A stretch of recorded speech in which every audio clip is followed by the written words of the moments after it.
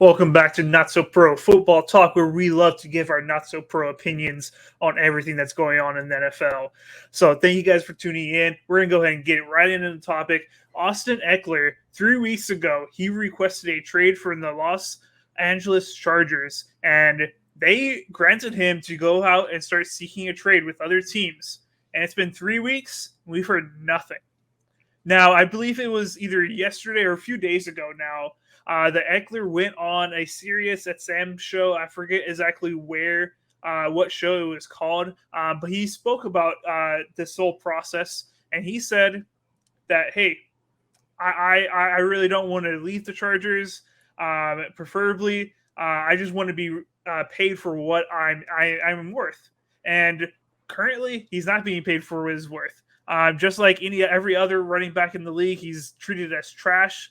Nobody views running backs as very important because you can go get a seventh round pick in the draft and he can turn into your starting running back. So he's facing what every single running back is facing right now and not being paid a whole lot. So what does he do this next upcoming season? He is owed $6.25 million from the Los Angeles Chargers. Now, that's good money. I would love a $6.25 million. But compared to what the other type of running backs that he's getting paid with, I mean, he's really looking for that Christian McCaffrey type of numbers right now.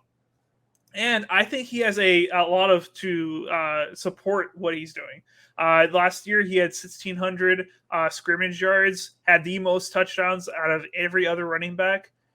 And I don't think he's going to slow him down anytime soon. He's 25, 26, around there, and he's in his prime. He wants to get paid. You guys think he should get paid? Oh, 100%. I mean, like you said, he's leading all running backs when it comes to touchdowns, catches, yards. I mean, this guy's a do-it-all guy. I know we talk about the Chargers a lot, that they utilize him because that's all they really got with a banged-up wide receiver core. But this guy is a reliable guy. Not only that, he's a great leader, veteran, and a guy to have in the locker room. I mean, he's a do-it-all guy. So I'm really shocked, not really shocked, but I'm more disappointed in not just the Chargers, but also the league, the NFL, for not making any moves, not contacting him. And this guy is a good guy. You know, being 26, running back years, that's a little older. Yes, I get it. But I mean, he's still producing, and he's producing at a very high volume that not everyone can do. So it's not like a Derrick Henry where all he does is run. He's able to do it all. He could run, he could catch, he could do it all. So that's why I'm very shocked and disappointed in this league and in the Chargers. So the thing where I feel like he's not really going to be able to get a trade out there and be able to go to a different team is that right now the free agency market for him is non-existent, especially for what type of contract he's looking for.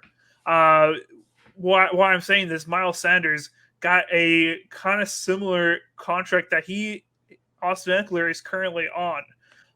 Not a lot of guaranteed money, not a huge contract, and it's right around that $6 million that he's about to get this next year. And if he's looking for more from a team that is going to have to go out and trade for him, it's not really going to happen, you know?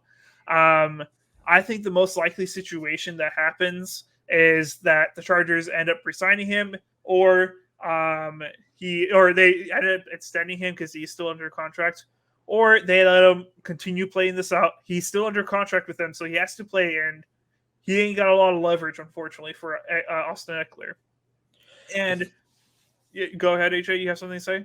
Yeah, I was gonna say the fact of the matter is this was it for him. This was his time to go sign for the new team, to go get his big boy contract, because this is the best year he's gonna have. You know, the Chargers were very banged up. They couldn't find themselves. They don't have an identity just yet. Their identity was Austin Eckler.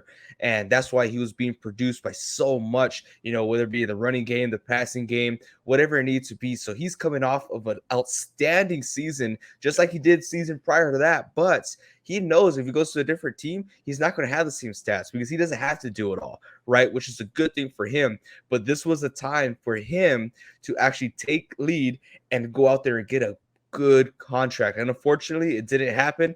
And with that being said, he's just going to get older. You know, another year older is like 3 years in the NFL world for running backs. So it's not looking good for him, and that sucks because I really do like Austin Ekeler, and I appreciate his game and his play style. Yeah, I really hope he gets paid. I think he's deserving of it.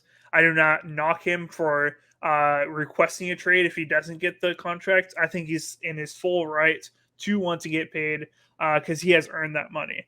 But I think the most likely situation for him is either they're going to get cave in and give him the money, or they're going to ride him out into next season. If they're having a great year, they're going to end up keeping him on the roster for a year, franchise, and next year potentially. Or they have a really bad start to the year. It's not looking very good. You trade him before the trade deadline, and you get him off the books, and you get something in return.